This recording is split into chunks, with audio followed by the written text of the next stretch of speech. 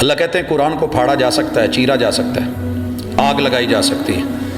اور معذرت کے ساتھ آج ہی فیس بک پہ میں ایک چیز دیکھ رہا تھا، اللہ تعالیٰ ہمارے ساتھ نرمی کا معاملہ کرے۔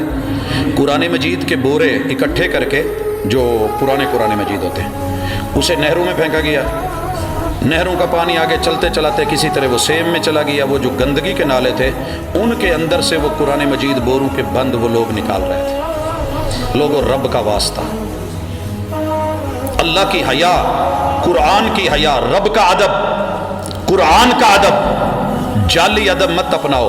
اللہ الرحمن نے قرآن مجید کے اوراق کو کہیں بھی پانی میں بہانے کا نہیں بولا،